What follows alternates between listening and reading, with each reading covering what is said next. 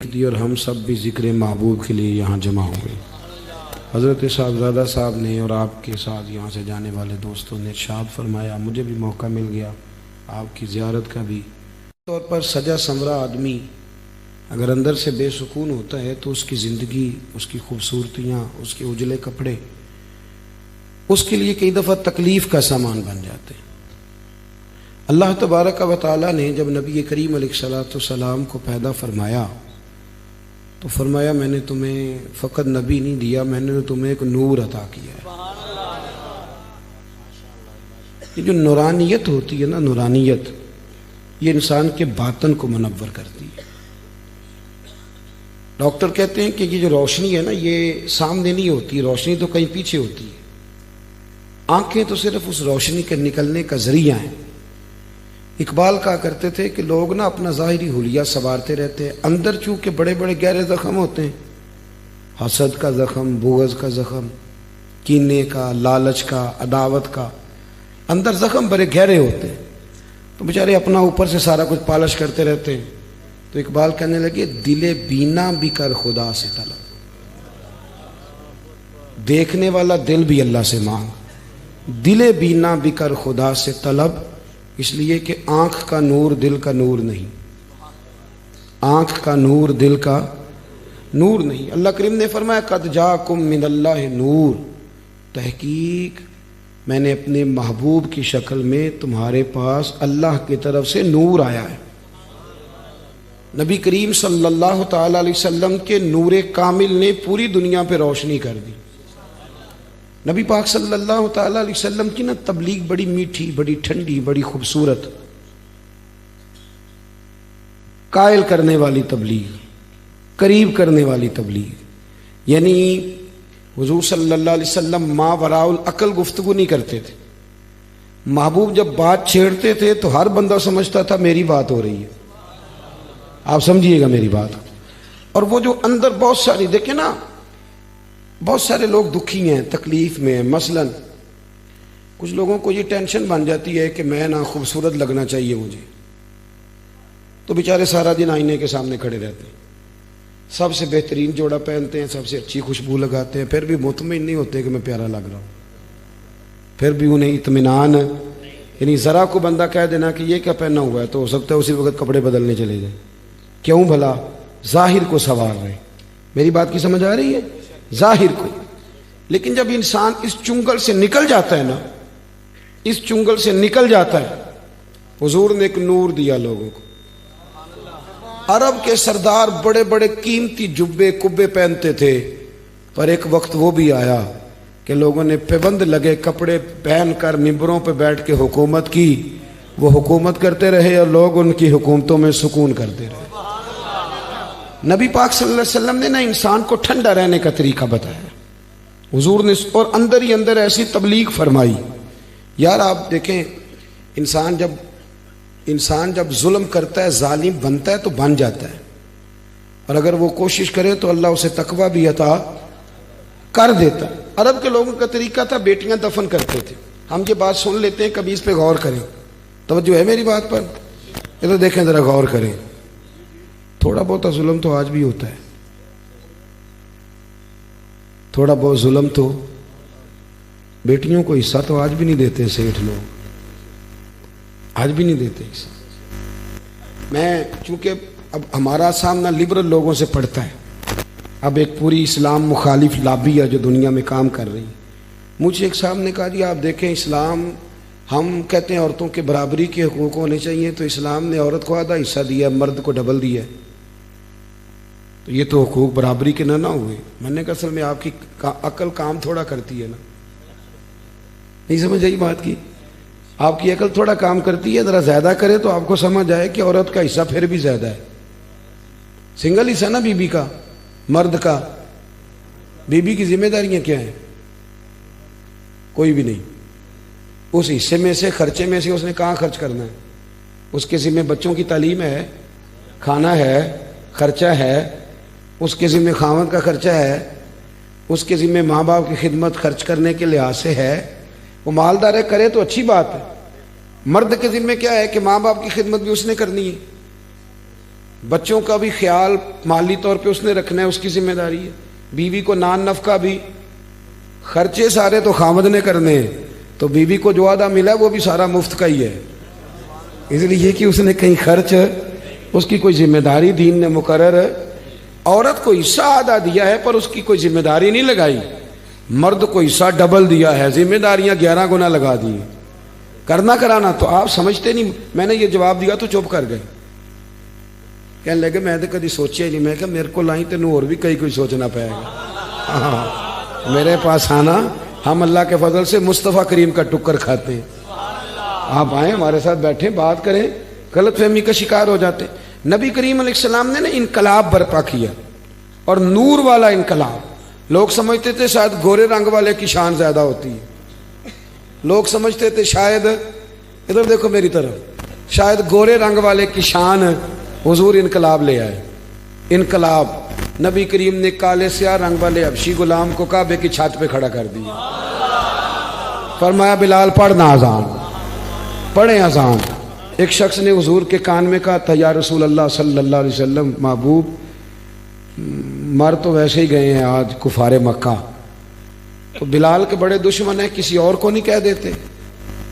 نبی کریم علیہ السلام نے فرمایا بدر میں تلواریں چمکے تو اذان بلال پڑھے، احد میں پتھر برسیں تو اذان بلال پڑھے، مارے کھانی پڑے تو یہ پڑھے، تو آج اللہ عزت دے تو کوئی اور پڑھے، کوئی نہیں پڑھے گا. چل بلال چڑھ جا تو کعبے کی چھت. یہ انقلاب ہے یار. انقلاب اس کا نام نہیں کہ آپ غریب کو امیر کر دیں، یہ انقلاب نہیں. توجہ ہے میری بات پہ؟ ہمیں نا بھئی باتیں نہ کریں. یہ جو کھڑے ہیں نا تمبو سے اس سائیڈ پہ کنات سے، ان کا شاید خیال ہے کہ ان کو سن کوئی نہیں رہا، حالانکہ ہمیں ساری سنائی دے رہا ہے کیا کر رہے ہیں. آپ ادھر بھی باتیں نہ کریں. آپ نے تو کسی کو بلایا باتیں سننے کے لیے، آج آپ سنیں. ادھر دیکھو، انقلاب یہ نہیں کہ آپ غریب کو امیر کر دیں، غریب کو امیر کر دیں. بہت سارے غریب تو امیر ہو کے بگڑ جاتے ہیں. امیر بندے ناراض تو نہیں ہو گیا میرے ساتھ؟ ہاں، ان کو بعد میں بڑی باتیں یاد آ جاتی ہیں، وہ بڑے اوپر نکل جاتے ہیں، پھر وہ کہانیاں سناتے ہیں، پھر وہ بتاتے ہیں کہ یہ ہو گیا تو وہ ہو گیا، تو اب تو مجھے فلانا منسٹر بھی فون کرتا ہے. اور تجھے نہیں صاحب فون کرتا، وہ تیری جیب کو فون کرتا ہے. غلط فہمی کا شکار ہے. تو تجھے فون کرتا تو پہلے کرتا، تو جیب کسی کی بھی ہو لوگ فون کر لیتے ہیں. نبی پاک صلی اللہ علیہ وسلم نے دنیا کو یہ انقلاب نہیں دیا کہ غریبوں کو امیر کر دو، بلکہ نبی پاک نے فرمایا غریبی کو اتنی عزت دے دو کہ لوگ غریبی میں فخر کرنا لگ جائیں. انقلاب اور چیز کا نام ہے. غریبی کو عزت دے دی میرے نبی پاک نے. توجہ ہے میری بات پر؟ کس چیز کو جی؟ تھوڑا بول کے بتائیے. غریبی کو نا حضور نے عزت دے دی. حضور نے غریبی کو شان دے دی. میں غریبی کو شان دے دو. غریب حضرت ام ایمن نبی پاک صلی اللہ علیہ وسلم کو پالا انہوں نے. حضور کی رضائی والدہ تھی بڑی غریب. جب نبی پاک طبقات ابن سعد میں موجود ہے، جب رسول کریم صلی اللہ علیہ وسلم نا ہجرت کر کے مکہ منورہ سے مدینہ طیبہ تشریف لائے نا، تو انصار مدینہ نے اپنی بہت ساری جائیدادیں مہاجر بھائیوں کو دے دی تھی. جب خیبر کی زمینیں فتح ہو کے آئیں نا، خیبر کی زمینیں، تو حضور صلی اللہ علیہ وسلم نے فرمایا تم یہ رکھ لو اب، اور اپنے انصار بھائی کی زمینیں واپس کر دو. وہ بھی بڑے پیارے لوگ تھے. انہوں نے کہا حضور وہ بھی ان کو دے دے اور ہمارے والی بھی ادھر ہی رہنے دے. لیکن محبوب نے فرمایا نہیں، تم اپنی لے لو. حضرت ام ایمن کو بھی ایک باغ ملا ہوا تھا، تھی غریب. توجہ ہے میری بات پر؟ چھوڑیں جی موبائلوں کو، آج تو ہمیں دیکھیں آپ. نبی کریم صلی اللہ تعالیٰ علیہ وآلہ وسلم نے نہ ان سے بھی کہا کہ اماں جی آپ کوئی اور باغ لے لیں تو وہ باغ دے دیں. غریب نہیں تھی، تگڑے تگڑے تھے. انہیں حضور نے ایک آرڈر کے ذریعے کہہ دیا بھی واپس کر دوں گا جی، کر دیتے ہیں. یہ غریب تھی. حضور قریب گئے، اماں مہربانی کرو باغ دے دو. حضرت ام ایمن کہنے لگی میں نے تو نہیں دینا، مجھے تو پیار ہو گیا، میرا تو دل لگ گیا، میں تو نہیں دیتی. مجھے بتائیے نبی کریم علیہ السلام کا حکم ماننا ہر امتی کے لیے ضروری ہے، فرض ہے. لیکن وہ ناز دکھا رہی ہیں اس لیے کہ حضور ان کے ناز دیکھ رہے ہیں. وہ غریب تھیں. غریب کے کون نخرے دیکھتا ہے؟ سوال ہی نہیں پیدا ہوتا. کھانی آتے کھا، السلام علیکم، وہ نکل. وہ تو تگڑا بندہ ہے، وہ مشورہ دے تو بندے وضاحتیں دیتے پھرتے ہیں کہ وہ نائی سے نمک زیادہ ہو گیا تھا، فلانی شے وہ تو تگڑا بندہ ہو تو ایسے بندے کرتے ہیں. مدرسے کے بچوں کو بلا لیتے ہیں تو کہتے ہیں ایک 2 سپارے اور پڑھ لو دیگ لیٹ ہے. ہنسنے کے لیے نہیں سنا رہا بات, یہ المیہ ہے. 2 سپارے اور پڑھ لو دیگ. تو اگر ایم پی اے صاحب کے جو امیدوار ہو اس کی دعوت پکائی ہو تو پھر بھی دیگ لیٹ ہوتی ہے. دیگ لیٹ ہوتی ہے کہ امیدوار لیٹ ہوتا ہے؟ تو اسے کہا کرے نا تو دیر سے آیا تو لہذا جا اب دیگ کھا لیا ہم نے. اس وقت تو کوئی ٹینشن نہیں ہوتی. ہم لوگوں نے نا غریبی کو اصل میں عزت نہیں دی. غریبی کو اگر عزت مل جاتی نا غریبی کو تو حال بدل جاتا. نبی کریم علیہ الصلوۃ والسلام نے انہیں منانے لگا, اماں مان جا. اماں کہتی میں نہیں مانتی. حضور فرمانے لگے اٹھ میرے ساتھ میں تجھے باغ دکھاتا ہوں. اماں یہ والا باغ, کہنے لگے نہیں مجھے نہیں پسند. تو حضور نے فرمایا چل یہ دیکھ لے, کہنے لگے نہیں یہ بھی نہیں لینا. نبی کریم نے فرمایا یہ دیکھ لے, کہنے لگے اگر یہ دیتے ہیں تو میں واپس کر دیتی ہوں. آپ میری بات کو سمجھے. حضور کہتے بھئی آپ نے کو پیسے دے کے دیے, میری بات سمجھ رہے ہیں آپ کو تحفے میں دیا تھا واپس کر دیں. حضور نے منایا, جب وہ راضی ہو گئی تو محبوب گویا فرمانے لگے اللہ کا شکر ہے کہ انصاری کا مال بھی واپس ہو گیا ہے اور ایک غریب اماں بھی راضی ہو گئی. اسی کتاب میں ایک اور روایت ہے, راویہ حضرت عبد الرحمن ابن عوف. مزیدار روٹی ویسے کون کھاتا ہے؟ جو روز چھوٹا گوشت کھاتا ہے. کون مزیدار کھانا کون کھاتا ہے؟ جو تکے کھاتا ہے روز. میں بتاتا ہوں آپ, مزیدار روٹی وہ مزدور کھاتا ہے جو کام پہ جاتے ہوئے نا سویرے 2 روٹیوں میں اچار رکھ کے ساتھ لے کے جاتا ہے. میں ذمہ داری سے کہہ رہا ہوں, کبھی دیکھ لینا اسے کھاتے. ہاں کبھی دیکھنا, مدرسے میں مزدور لگے ہوئے تو میں دیکھتا تھا 2 روٹیاں سویرے. وہ تو نخرہ کرتا ہے بھائی. لوگ کہتے ہیں یہ مجھے بند ہے, یہ مجھے کھلا ہے, اس میں نمک زیادہ ہے, اس میں. کیونکہ وہ امیر آدمی ہے جو 50,000 روپیہ روز کا کماتا ہے. وہ تو پیسے دیکھ ہی نہیں سکتا, وہ تو سیدھے بینک میں جاتے ہیں, بینک سے نکل جاتے ہیں. وہ جو 600 روپیہ دیہڑی کماتا ہے نا 600, وہ 3 دفعہ ہاتھ جھاڑتا ہے, 3 دفعہ بسم اللہ پڑھتا ہے.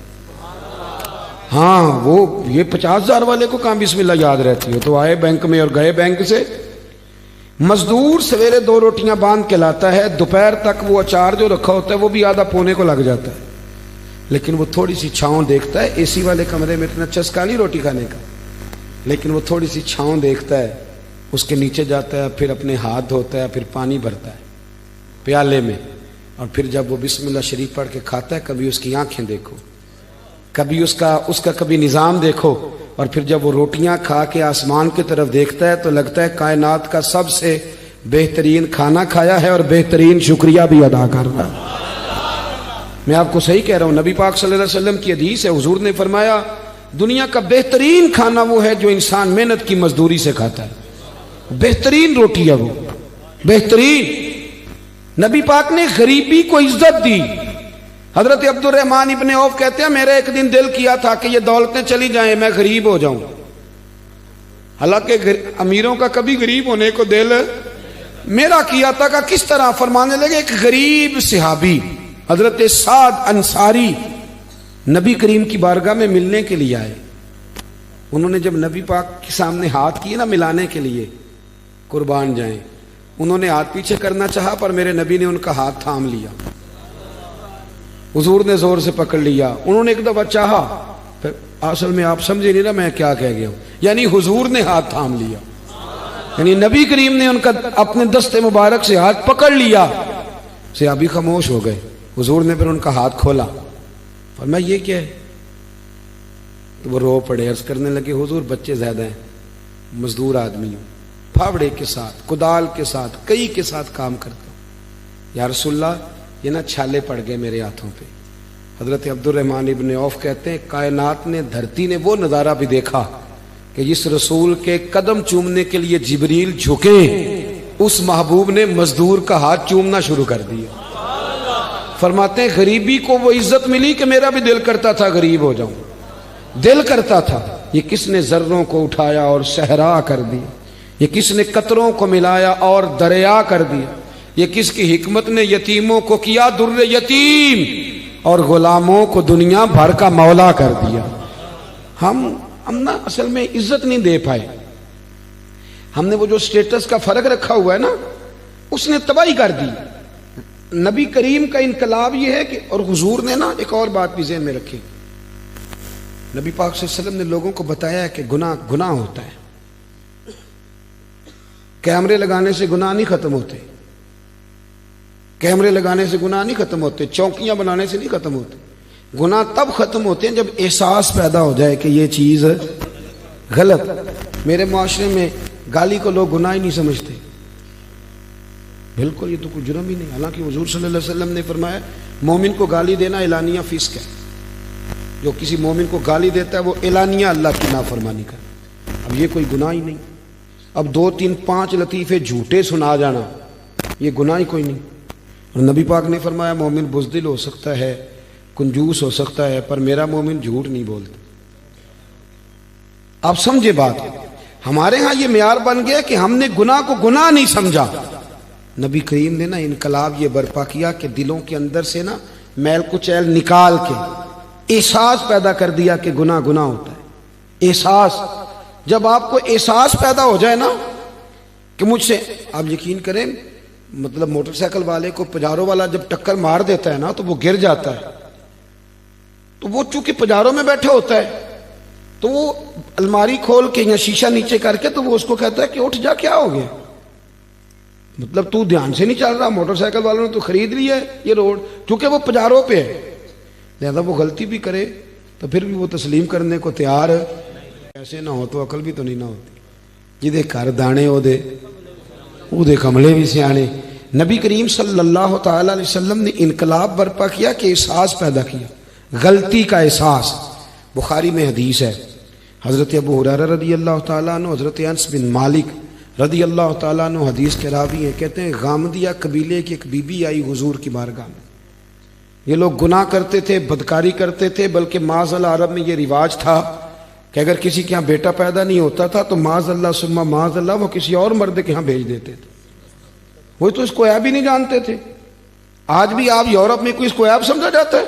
ہمارے حکمران ہمیں مثالیں دیتے ہیں، ہم جی اس طرح کا بنا دیں گے. میں نے کہا رہنے دو، ہم نے اس طرح کا بن کے کیا کرنا ہے؟ اللہ کا فضل ہے میرے ملک میں آج بھی بہت ساری شرم و حیا ہے، بہت سارا کرم ہے اللہ کا. وہاں تو حد بندہ ہی کوئی نہیں. کس طرف آپ جا رہے ہیں؟ قبیلہ غامدیہ کی عورت آئی تو حضرت ابو ہریرہ کہتے ہیں وہ رو پڑی، اور اس طرح روئی کہ جیسے بڑی تکلیف میں. حضور نے فرمایا کیا ہوا؟ یا رسول اللہ بھول گئی تھی، غلطی کر بیٹھی، مجھ سے زنا ہو گیا. حضور صلی اللہ، اب دیکھیں ذرا، یہاں مجرم کو مار مار کے منواتے وہ مانتا نہیں کیونکہ وہ پاک ہو کے دنیا سے جانا نہیں نہ چاہتا. حضور صلی اللہ علیہ وسلم نے نہیں منوایا، وہ خود کہہ رہی ہے. تو محبوب فرمانے لگے تو کیسے ثابت کرے گی کہ تو نے زنا کیا ہے؟ یعنی مجرم کو ثابت کرنا پڑ گا. تو وہ عرض کرنے لگی حضور میرے پیٹ میں ناجائز بچہ ہے. حضور نے فرمایا واپس جا، جب بچہ پیدا ہو جائے تو پھر آنا. گویا غلطی تیری ہے، تیرے بچے کی تو نہیں ہے. 8 9 ماہ کے بعد دوبارہ آئی تو پھول سا بیٹا گود میں. حالانکہ کہنے لگی کوئی 2 سپاہی نہیں حضور نے بھیجے کہ دھیان رکھنا بھاگ نہ جائے. حضور کی نورانیت کا کمال یہ ہے کہ احساس پیدا کر دیا کہ گناہ ہوتا ہے، غلطی ہوتی، احساس پیدا کیا. وہ آئی، یا رسول اللہ یہ بچہ ہے. نبی پاک صلی اللہ علیہ وسلم نے فرمایا اس کو لے جاؤ واپس اور دودھ پلاؤ، جب روٹی کھانے کے قابل ہو جائے پھر آنا. وہ گئی، 2 سال کے بعد آئی تو بچے کے ہاتھ میں روٹی کا ٹکڑا تھا اور رو پڑی. صاحب کنز الاموال نے لکھا رو پڑی اور عرض کرنے لگی یا رسول اللہ مجھے پاک کر دیں. حضور مجھے ساری رات نیند نہیں آتی، میں رو کے وقت گزارتی ہوں کہ اس حال میں مر گئی تو میں اللہ کی بارگاہ میں کیا منہ لے کے جاؤں. حضور مہربانی فرمائیں. یار یہاں لوگوں کو شعور ہی نہیں ہے. بڑے بڑے جرم لوگ اپنی چادر کے نیچے چھپائے پھرتے ہیں، پر احساس نہیں کہ ہم کسی طریقے سے اللہ رسول سے معافی لے لیں. یہ وہ انقلاب ہے جو میلاد والے رسول نے برپا کر دیا. اللہ اکبر. حضور نے ایک بچہ لے کے ایک صحابی کو دیا، فرمایا اس کی پرورش کرنا. اور پھر حضور نے لوگوں سے کہا کہ اسے پتھر مارو اور مار مار کے سنسار کر دو. حضرت انس بن مالک کہتے ہیں اسے پتھر لگ رہے تھے اور نبی پاک بے چینی کے ساتھ اندر ٹہل گئے. جب اس کا انتقال ہو گیا تو نبی کریم علیہ السلام کو آ کے بتایا گیا حضور انتقال کر گئی. آپ فرماتے ہیں کہ کمال اس کے آگے ہوئی جب نبی کریم نے فرمایا جاؤ اسے غسل دو، کفن پہناؤ، جنازہ تیار ہو جائے تو مجھے خبر کرنا. کہتے ہیں جنازہ تیار ہوا تو محبوب فرمانے لگے صفے بناؤ بھائی میں خود جنازہ پڑھاؤں گا. بعد مرن دے مکھڑا میرا ہو جاوے جے تازہ پھر سمجھ لینا محبوب میرے نے آن پڑھیا جنازہ. فرمایا صفے بناؤ میں جنازہ پڑھاتا. حضور نے جنازہ پڑھایا تو حضرت انس بن مالک رضی اللہ تعالیٰ عنہ فرماتے ہیں جتنی دیر میں اونٹ ذبح کر کے کھال اتار کے گوشت بنا کے تقسیم کیا جاتا ہے اتنی دیر نبی پاک اس کے لیے دعائیں مانگتے رہے. ایک صحابی کی زبان سے نکلا یا رسول اللہ اس کے لیے جس نے ناجائز بچہ جنا ہے. حضور فرمانے لگے خاموش ہو جا. تو نے اس کا گناہ دیکھا ہے اس کی توبہ نہیں دیکھی اس کا احساس نہیں دیکھا اس کے آنسو نہیں دیکھے. فرمایا اس نے تو ایسی شاندار توبہ کی ہے کہ اگر میں اپنی ساری امت میں بانٹ دوں تو اللہ سب کی بخشش فرما دے گا. جب تک کریم صلی اللہ علیہ وسلم نے نا غریبی کو عزت دے دی وقار دیا. دوسرا نبی کریم صلی اللہ علیہ وسلم نے لوگوں کے دلوں میں احساس گناہ پیدا کیا. وہ سمجھ گئے یہ غلطی ہے اور ہمیں توبہ کرنی. سمجھ گئے غلطی ہے. ہمارے ہاں جب تک یہ احساس نہیں پیدا ہوتا کہ میں غلطی کر رہا ہوں بہت سارے لوگ آ کے کہتے پیر صاحب مجھے یاد تو نہیں کبھی کسی کا برا چاہا ہو یاد تو نہیں کبھی کوئی ایسا کام میں کہ بھائی تو بڑا ولی اللہ بندہ اتنا بڑا دعویٰ کر گیا کہ تو نے کبھی سوچا بھی نہیں غلطی کا تو پھر مطلب یہاں آنے کا کیا مانا تھا. ہمارے بہت سارے دعوے میرے سمیت آپ کسی کو چھیڑیں وہ کہے گا ایک دنیا میں بندہ ٹھیک ہے جو میں خود ہوں اس کے علاوہ کوئی ٹھیک ہے. بلکہ بہت سارے لوگ تو کہتے ہیں جی میں چھوٹا تھا تو ابا جی کام نہیں کرتے تھے بڑا ہوا تو بھائی نہیں کرتے تھے اور زیادہ بڑا ہوا تو بچے نہیں کرتے تھے. یعنی ثابت کرنا چاہ رہے ہیں کہ ابے کو بھی روٹی میں نہیں کھلائی میں نہیں پالا. یعنی اپنے حق میں دلائل ہر وقت اپنے حق میں دلائل دینا بھی کوئی بات ہے بھائی. اپنے اندر اپنی غلطیوں کا احساس پیدا کر. تیسری بات میرے نبی کریم صلی اللہ علیہ وسلم نے نا رشتوں کے اندر رشتوں کا احساس پیدا کیا. رشتے پہلے بھی تھے پر ان کا احساس میلاد سے پہلے بھی رشتے تھے پر رشتوں کا احساس موجود. حضرت طارق بن عبداللہ رضی اللہ تعالیٰ عنہ فرماتے ہیں کہ میں حضور صلی اللہ علیہ وسلم کے اعلان نبوت سے پہلے ایک دفعہ مکے آیا تھا تو میں نے ایک شخص کو دیکھا ایک بوڑھی عورت کے گلے میں رسی ڈال کے کھینچ کے لے جا رہا ہے. میں نے اس سے پوچھا کہ کیوں اس بوڑھی کو تکلیف دے رہے ہو تو کہنے لگا تو ہٹ جا تو کون ہوتا ہے. میں نے کہا یہ کون ہے بوڑھی. کہنے لگا میری ماں ہے گلے میں رسی ڈال کے کھینچ رہی. کہہ رہا بوڑھی ہو گئی ہے کسی کام کی نہیں رہی منڈی میں بیچنے جا رہا ہوں. میں آج جب یہ ہم بات بیان کرتے ہیں تو ہمیں حیرت ہوتی ہے کہ نہیں بولیے. یہ آپ چلے جائیں صرف 7-8 گھنٹے کی فلائٹ ہے یورپ میں پہنچے جا کے دیکھ لیں بچہ 18 سال کا ہوتا ہے تو ابے کو فارغ نہیں کر دیتا. وہ آج بھی کوئی احساس رہتا ہے باقی کوئی ایسی ٹینشن ہو اس پر سیمینار ہوتا ہو اور ماں باپ بچوں کو نکال دیتے کہتے بھی تیری 18 سال عمر ہوگی اب تو نکل جا کے اپنا کچھ سوچ. اس کو ہمارے ہاں حیرت سے اس لیے دیکھا جاتا ہے کہ ہم میلاد والے رسول کے ماننے والے ہیں. ہمارے گیا گزرا زمانہ ہے پھر بھی ہمارے بزرگوں نے ہماری تربیت کی ہے ہمیں رشتوں کا احساس دیا. رسول کریم صلی اللہ علیہ وسلم نے نا حضرت طارق بن عبداللہ کہتے وہ تو کھینچ کے لے جا رہے تھے اور فرماتے ہیں پھر میں نے حضور کا اعلان نبوت دیکھا پھر میں نے ماں باپ کی شانیں سنی پھر میں نے محبوب سے وہ لفظ بھی سنے کہ ماں کے پیروں کے نیچے جنت ہے. کہتے ہیں پھر میں نے وہ بھی سنا کہ باپ راضی ہو جائے تو رب راضی ہو جاتا ہے. میں نے یہ ساری چیزیں سنی. الحاوی الفتاوی میں حدیث ہے نبی پاک علیہ السلام نے نا رشتوں کو احساس کی ڈوری میں باندھ. حدیث اگرچہ مسلم میں بھی ہے اپنے اصل کے لحاظ سے اصل ماخذ کے لحاظ سے مسلم میں بھی ہے. حضرت ابو ہریرہ رضی اللہ تعالیٰ عنہ فرماتے ہیں بوڑھی عورت پرانے کپڑے. توجہ ہے میری بات پر. میں کبھی کبھی کہہ دیتا ہوں میری رائے سے اختلاف بھی کیا جا سکتا ہے میں کبھی کہہ دیتا ہوں کہ بچوں سے بھی عزت کرانے کے لیے ابا جی کا امیر ہونا ضروری ہے. اگر ابا جی کے جیب میں پیسے تگڑے ہوں یا اماں پیچھے سے کوئی 10 ایکڑ زمین لے کے آئی ہو تو پھر اس کی بھی عزت چلے ہو چاہے پیسوں کی رہی ہوتی ہے پر ہوتی رہتی ہے. صحیح کہہ رہا ہوں میں. ایسا نہ کریں رشتوں میں احساس پیدا کریں. ماں کے لیے کوئی اضافت شرط نہیں اس کا صرف ماں ہونا شرط ہے. باپ کے لیے مزید کسی اور شرط کی قید کی ضرورت نہیں فقط باپ ہونا شرط ہے مسلمان ہونا شرط. بھائیو नबी करीम सल्लल्लाहु अलैहि वसल्लम के सहाबी हजरत अबू हुरैरा फरमाते हैं, सादी बीबी, दुपट्टा भी पुराना, मस्जिद नबी में कदम रखा औरत ने, मेरे रसूल पाक मिंबर पर उठकर खड़े हो गए। यहां बात खत्म नहीं हुई। यहां बात मैं कहा करता हूं अक्सर कि हो सकता है कि मेरी तरह का कोई मौलवी जुमा पढ़ा रहा हो, उसके अब्बा जी आए तो वो उठ के खड़ा ना हो, वो कह दे कि अब्बा जी जुमा पढ़ने हैं, मैं तो अब आलिम हो गया हूँ, अब्बा जी बैठ जाएंगे। मेरा ख्याल है कभी ऐसा अक्सर ऐसा हो जाता है, उसमें गुस्से वाली बात भी कोई नहीं। लेकिन नबी करीम उठ के खड़े हुए और रसूल करीम आगे बढ़े और सहाबा के मजमे में अमल करके दिखाया। किस तरह? हुजूर ने अपने कंधों से चादर उतारी, उसे जमीन पे बिछाया, अम्मा को बिठाया, अम्मा की मीठी मीठी बातें सुनी, अम्मा को जवाबात दिए। हजरत अबू हुरैरा कहते हैं महवे हैरत थे कि यार अजीब ही नजारा है, अजीब ही रंग ढंग हो गया है, ये तो बदल गई सारी बातें। कहते हैं जब वो गई, हुजूर वापस आए, चेहरे पर अजीब किस्म का सुकून, आंखों में आंसुओं की झड़ी। या रसूल अल्लाह, बीबी कौन थी?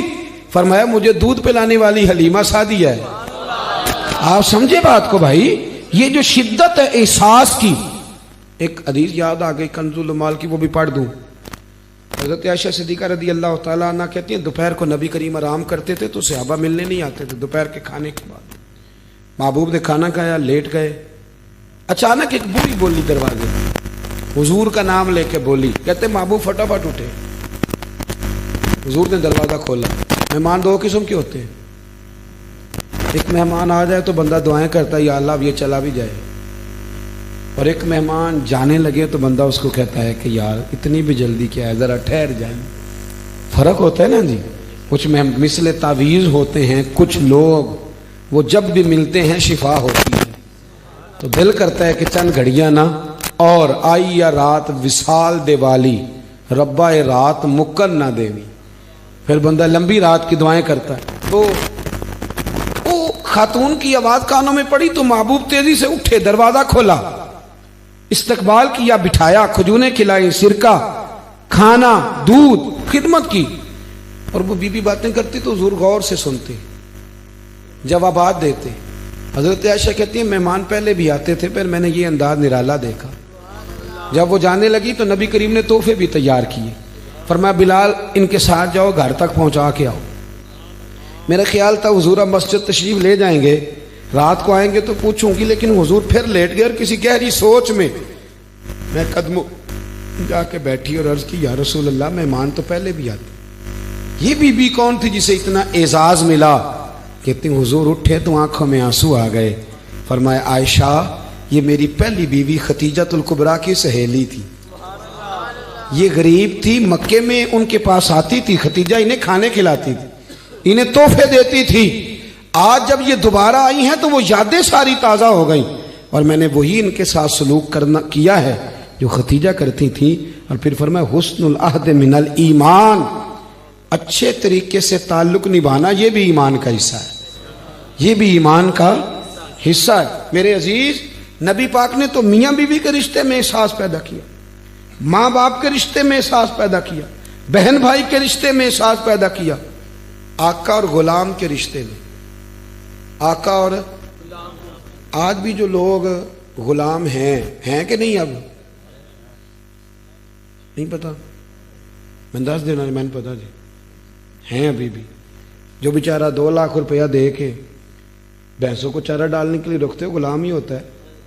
ना उसको तनख्वाह पूरी मिलती है, ना उसकी जान छूटती है। नाराज हो गए हो जो, कोई गल नहीं, सही कह रहा हूं मैं, बिल्कुल ठीक कह रहा हूं। जो बेचारा 1.5 लाख रुपया लेके किसी दुकान पे मुलाजम है ना, एडवांस ले बैठा है बेचारा, सख्ती बरती जाती है, उसे गवर्नमेंट की मुकर्रर करदा तनख्वाह भी नहीं दी जाती। गुलामी के अंदाज बदलें, लेकिन आज भी जो हमारा स्टाइल है, सबकी बात नहीं करता, अच्छे अच्छे लोग भी हैं, वो स्टाइल जारहाना है, उसमें बड़ा खतरा है, बहुत सारी आजमाइशें। आप जाएं जरा, ये जो मजदूरियां करने के लिए लोग आए हुए हैं मुख्तलिफ जगहों पे, थोड़े से बैकवर्ड इलाकों से, तो आप जाके महसूस कर लें, पूरा पूरा खानदान मजदूरी कर रहा है। फिर उनकी तनख्वाहें देखें, फिर आप देखें वो रहते कहाँ पे हैं, फिर ये देखें वो खाते कैसा है। ये अभी लोग जल गए ना वहाँ, तो हमारे यहाँ वो चंद एक बर्न सेंटर है, वो भी अस्पतालों के अंदर थोड़े थोड़े बने हुए हैं। یہ بالکل بنیادی چیزیں ہوتی ہیں صحت کی سہولیات، بالکل بنیادی، قانون، صحت، انصاف، بنیادی چیزیں. لیکن ہم وہ مہذب قوم ہیں جن کے پاس باقی سارے کاموں کے لیے پیسے ہیں، جو مرضی کرا لو. یہ سویرے الیکشن آئے گا تو ساری سیاسی جماعتوں کے پاس پیسے نکل آئیں گے، یہ جلسے بھی کریں گے، پوسٹر بھی چھاپیں گے. کریں گے کہ نہیں کریں گے؟ ہاں نہ تے کرو نا.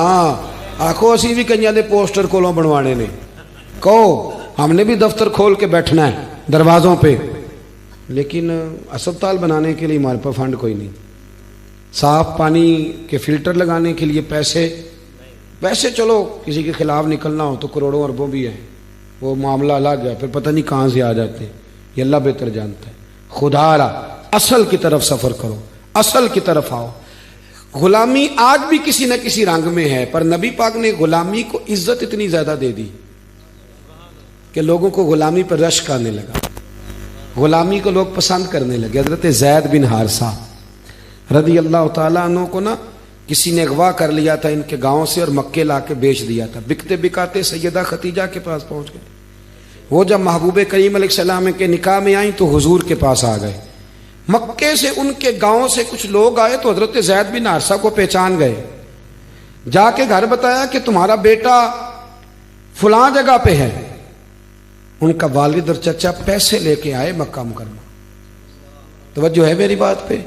اور حضور کی بارگاہ میں پیش کر کے کہا یا رسول اللہ یہ رکھ لیں اور زید ہمیں لوٹا دیں. محبوب مسکرائے. حضور فرمانے لگے میں اسے بلاتا ہوں، اگر وہ تمہارے ساتھ جانا چاہے گا تو پیسوں کی ضرورت کوئی نہیں. تو چچا کہنے لگا یہ بھی ہو سکتا ہے کہ وہ جانا نہ چاہے، یہاں نوکری کرنی پڑتی ہے، کام کرنا پڑتا ہے، جھاڑو دینا پڑتا ہے. وہ ایسا بھی ہوگا کہ وہ جائے نہ، وہ جائے گا، اس کی بہنیں انتظار کر رہی ہیں. حضور نے فرمایا میں بلاتا ہوں نا. ابھی انہیں پتہ نہیں تھا نا اس رنگ کا، ابھی نہیں نا پتہ تھا انہیں، ابھی وہ جانتے نہیں. اس نے کہا تھا عشق ایک ڈھونگ ہے، تو میں نے کہا تجھے عشق ہو خدا کرے، پھر کوئی تجھے اس سے جدا کرے، پھر تو اسے تسبیحوں پہ پڑھا کرے، پھر تو گلی گلی پھرا کرے، تو اسی کا نام جپا کرے، پھر میں کہوں کہ عشق ایک ڈھونگ ہے اور تو نہیں کہا کرے. پتہ نہیں نہ ہوتا لوگوں کو، دور بیٹھ کے وہ فلانا جی پیر صاحب کے ہاتھ چوم رہا ہے. میں کہ تینوں کی پتہ ہے کی بلا ہوندی، تو دور بیٹھ کے تنقید کر، تو موج کر. وہ فلانا جی سارا دن حضرت صاحب کے پاس ہی رہتا ہے. اور میں نے کہا تو اس رستے کا مسافر ہی نہیں. وہ جی دیکھو جی میلاد کرا رہا ہے، جھنڈیاں لگا رہا ہے. اور میں نے کہا تجھے کیا پتا، تو جانتا ہی نہیں، ہمارا تو بس نہیں چلتا. جتنی عزتیں ہمیں میلاد والے رسول نے دی ہیں، ہمارا تو بس نہیں چلتا، ورنہ تارے توڑ کے مسجدوں پہ لگا دیں. ہمارا تو بس نہیں چلتا صاحب، ہماری تو جو پوزیشن ہے اس کے مطابق چلیں گے. سمیٹنے کی طرف آ رہا ہوں، میری بات پہ توجہ کرنا. حضرت زید بن حارثہ کے والد اور چچا وہ ایک دوسرے کی طرف دیکھ کے نا تو حیرت انگیز انداز میں، ابھی پھل چکھا نہیں تھا نا. مقدر سکندر کا دیکھو پیاسے چلے جا رہے ہیں کنارے کنارے. ابھی پتہ نہیں نا یہ ذائقے کا، یہ ایک ذوق ہے، ابھی پتہ نہیں. تو حضور صلی اللہ علیہ وسلم نے جب ان کا یہ منظر دیکھا تو محبوب فرمانے لگے بلاؤ بھائی زید بن حارثہ کو. وہ آ گئے. غلام تھے، ڈیوٹی کرنی پڑتی تھی، حضرت ختیجہ کی چکی بھی پیستے تھے، سارے کام کرتے تھے. نبی پاک صلی اللہ علیہ وسلم نے فرمایا زید یہ تمہارے والد اور چچا تمہیں ملنے آئے. حضرت زید دوڑ کے گئے، گلے ملے، کھول کے روئے. کہا تیری بہنیں انتظار کر رہی ہیں، تیری ماں انتظار کر رہی. بڑا کھول کے روئے. جب تھوڑی تسلی ہوئی نا، ٹھنڈی ہوئی بات، تو محبوب کریم علیہ السلام نے فرمایا زید یہ تمہیں لینے آئے ہیں، تم جانا چاہو تو میری طرف سے اجازت ہے. حضرت زید نے یہ لفظ سنے تو اٹھ کے دوڑے اور آ کے حضور کے قدموں میں بیٹھے. کہنے لگے سونیا مائیں بڑا پیار کرتی ہیں، بہنیں بڑا پیار کرتی ہیں، پر جب ایک دفعہ آپ مسکرا کے دیکھتے ہیں نا، یا رسول اللہ میں نے کوئی نہیں جانا، حضور میں جاؤں گا، ملوں گا، آ جاؤں گا، لیکن حضور یہ غلامی میں چھوڑ سکتا؟ نا نا نا نا، یہ والی غلامی سوال ہی نہیں پیدا ہوتا. یا رسول اللہ میں نہیں چھوڑتا. باپ کہنے لگا بیٹے تو شہزادہ ہے، ہمارے گھر میں پیسے ہیں، تو کیوں نہیں آنا چاہتا؟ تو حضرت زید رو پڑے. کہنے لگے ابا تو 4 دن رہ کے تو دیکھ، تو تھوڑے دن رہ تو صحیح نا. میں صوفیاء کو پڑھتا رہتا ہوں، پیر چندن شاہ صاحب عالم ہاروی رحمۃ اللہ علیہ کے حالات دیکھ رہا تھا، جو بڑے حضرت صاحب تھے. تو کوئی لڑکا تھا کشمیر کا رہنے والا، وہ یہاں سے حضرت کی زیارت کے لیے آیا، تو یہاں کچھ دن رہا تو چلا گیا. تو شاہ جی وہ چلا گیا تو کہنے لگے منڈا بابا سی جے رہ پیندا تے اللہ اللہ سکھاندے انہوں. کچھ لوگ ہوتے ہیں نا جی، تو بندے کی نظر آ جاتی ہے ان پہ، اس کو بھی کوئی کشش آئی تو واپس آ گیا، حضرت کے پاس رہنے لگ گیا. ان کے والد صاحب کشمیر سے لینے آئے تو کہنے لگے پنجابی میں، پتر واپس چل، میں بڑے پیر ویکھے نہیں، انہاں کول کچھ نہیں، واپس چل. پتر بڑا سیانا سے اسا کہ ابا جی تساں تے بڑے پیر ویکھے نے، تانوں نہیں نا کسے دیکھا. اللہ کرے کہ تمہیں بھی دیکھ لیتا، اللہ کرے تم نے بڑے دیکھے پر تمہیں نہیں نا کسی نے دیکھا، مجھے تو اس نے دیکھ لیا ہے. حضرت سید بن حارثہ کہنے لگے ابا تجھے پتہ نہیں، تھوڑے دن رہ پتہ چلے کہ یہ محبوب نوازتے کتنے، یہ دیتے کتنا ہے. ان کے بیٹے تھے حضرت اسامہ بن زید. حضرت اسامہ بن زید کہتے ہیں کہ مجھے حضور اس ران پہ بٹھاتے تھے، امام حسین کو یہاں بٹھاتے تھے، اور پھر حضور ہم دونوں کو نا یوں سینے سے لگا کے کہتے تھے اے اللہ میں ان دونوں سے محبت کرتا ہوں، تو بھی ان سے محبت فرما. 1,44,000 صحابہ حضور کے ساتھ حج کرنے گئے. جب عرفات سے واپس نکلنا تھا نا مزدلفہ کی جانب، 1,44,000 کے مجمع کو حضور نے فرمایا ٹھہر جو بھی ابھی نہیں جانا. حضور کیا ہوا؟ فرمایا وہ میرا اسامہ پیچھے رہ گیا. چودھری کا پتر نہیں، سیٹھ کا نہیں، نواب کا نہیں، زید بن حارثہ غلام کا بیٹا اسامہ بن زید پیچھے رہ گئے. جب وہ آئے تو پھر قافلہ چلا. حضور نے نا غلام کو اتنی عزت دی کہ لوگ غلامیوں پہ رشک کرنے لگے، لوگ ناز کرنے لگے، لوگوں کو مزہ آنے لگا. میرے نبی کریم علیہ السلام کا جو انقلاب ہے وہ انفرادی ہے، وہ اس طرح کا انقلاب نہیں کہ جس انقلاب میں آپ یہ کہیں، کیونکہ میں آپ دیکھ رہے ہیں میرا گلا بھی کچھ دنوں سے نا جی، میں یہ سمجھا کرتا ہوں، اکثر میں کہتا ہوں کہ چلو تھوڑی تکلیفیں ہمیں ہوتی ہیں، ہمیں زیادہ نہیں باتیں کرنی چاہیے. لوگ تو بڑی محنتیں کرتے ہیں، تھوڑا سا متاثر ہے کسی وجہ سے ہو گیا، انشاءاللہ تعالیٰ ٹھیک ہو جائے گا ربیع الاول شریف کی برکت سے. میں نے جو باتیں آپ کی خدمت میں میں پھر دہراتا ہوں. میرے رسول کریم صلی اللہ علیہ وسلم نے سب سے پہلے تو یہ کام کیا کہ غریبی کو عزت دی. کس کو؟ ایک دفعہ سے وہ سارے کس کو جی؟ آپ بھی دے سکتے ہیں. آئندہ جو محفل ملا کریں نا گھر میں یا باہر، جو بزرگ فجر کے وقت مسجد کھولتے ہیں ان کو سٹیج پہ بٹھائیں. محلے کے سب سے غریب آدمی کو نا سب سے پہلے سوٹ خرید کے دیں ملا شریف، پھر پگڑی لے کے دیں، پھر واسکٹ پہنائیں، پھر اسے میلاد کے سٹیج پہ بٹھائیں. وہ کہے جی یہ کیا، تو اسے کہیں ہم غریبوں کے آقا پہ بے حد، ہم فقیروں کی ثروت پہ لاکھوں سلام. انہیں عزت دیں، وقار دیں، پیار کریں، غریب کو عزت دیں.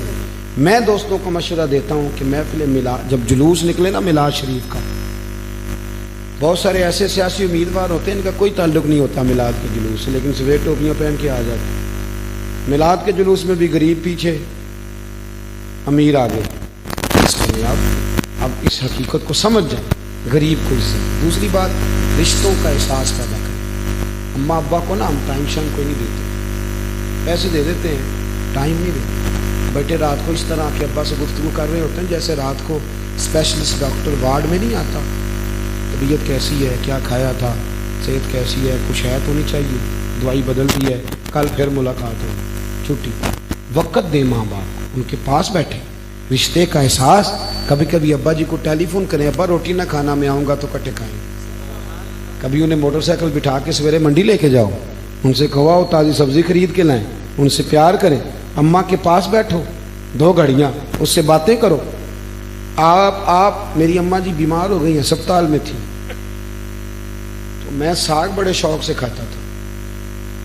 تو میں نے، آپ یقین کریں میں ذمہ داری سے بات کر رہا ہوں، میرا تو وضو نہیں تھا، حالانکہ بغیر وضو کے بھی تقریر جائز ہے. مجھے اچانک یاد آیا تو میں نے کہا یار جائز ہونا اور ہے پر مزہ ہونا اور ہے. میں نے کہا ذرا کر لوں وضو، حالانکہ مجھے دقت ہو رہی تھی کہ آپ کی محفل ڈسٹرب ہو رہی. سنگیو، اماں جی میرے بیمار تھے، ڈاکٹر کہہ رہا تھا انہیں کچھ تھوڑا سا نا فریش کریں ذہنی طور پہ. تو میں کہ اماں جی میں ساگ کھانا ہے، تو نہ تسی اٹھتے ہوتے انہوں کا مجھے پسند نہیں ہوتا. باقی چوتھے دن اٹھ کے انہوں نے ساگ پکا لیا. اور 3 دن ان کا رویہ اس طرح کا تھا کہ وہ روز کہتی تھی میں تندرست ہوں، میں ٹھیک ہوں، بالکل بالکل ٹھیک۔ ماں باپ کے ساتھ تو آپ کا رویہ ہونا چاہیے۔ میں اسپیشلسٹ ڈاکٹر آپ کی اماں کو اتنا آرام نہیں دے سکتا جتنا پتر اس کے پاس بیٹھے تو آرام آتا۔ میں صحیح کہہ رہا ہوں؟ بیٹا تو ٹیکہ لگوانے قریب چلا جائے تو اماں کو یقین آ جاتا ہے کہ یہ صحیح ٹیکہ لگوائے گا، لیکن پتر تو اس طرح آتا ہے رات کو جیسے اسپیشلسٹ ڈاکٹر آتے ہیں۔ رشتوں کا احساس حضور نے دیا ہے، ایسی نورانیت ہے جس نے اندر بدل دیے۔ اور تیسری بات یہ کہ رسول کریم صلی اللہ علیہ وسلم نے غلامی اس طرح کی لوگوں سے پیار کیا کہ غلامی میں لوگوں کو رشک ہونے لگا۔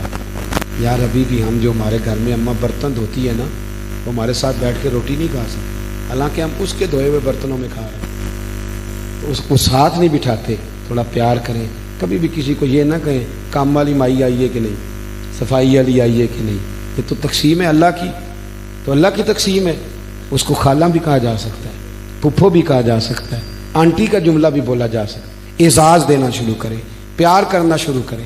آپ جب کسی کو عزتیں دیں گے تو میرا رب آپ کو عزتیں عطا کرے گا۔ ایک بات آخر میں یہ کرنی ہے کہ میلاد کا جلوس جہاں سے بھی نکلے جانا ضرور ہے انشاءاللہ۔ میں قسم نہیں چکان لگا، لیکن مجھے شکوہ ہے کہ ماڑے ماڑے بندے جاتے ہیں، تگڑے جاتے ہیں۔ جب ایم این اے کا امیدوار کہتا ہے کہ 4 گڈیاں دے جھنڈے لا کے لے آؤ، پھر دلیل بھی نہیں پوچھتے، جاؤ گے جلوس پہ انشاءاللہ تعالی۔ اور میلاد اس دفعہ اس طرح منانا ہے، میں جگہ جگہ پیغام دے رہا ہوں، اس طرح منانا ہے صبح صبح اٹھ کے نا اپنے گھر کو دھونا شروع کر دیں۔ بیگم صاحبہ کہیں خیر ہے، میں تو کبھی پانی نہیں پیا تو اسے کہا آج تو چپ کر جا، آج میرے نبی کا میلاد ہے۔ درویش صاحب، صوفی صاحب،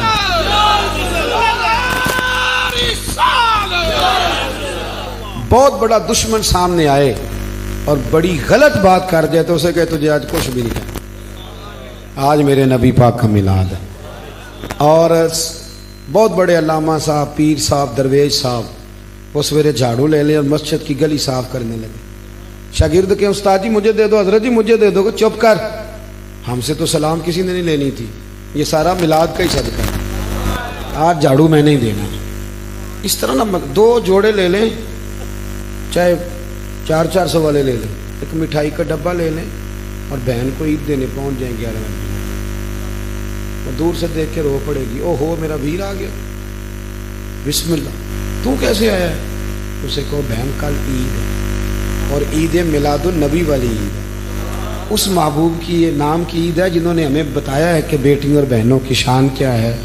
پھر آپ کو بتانے کی ضرورت نہیں، قامت اللہ کا جوڑا لے کے دے تو بی بی تعریف نہیں کرتی، لیکن بھائی اگر 600 والے 2 دے جائے گا تو وہ ٹیبل پہ رکھے گی اور لوگوں کو بتائے گی کہ میلاد کس کو کہتے ہیں۔ جو بی بی آئے گی اسے کہے گی میرا بھائی نبی پاک سے بڑا پیار کرتا ہے، وہ تو عید میلاد النبی پہ بھی عید دے جایا کرتا ہے۔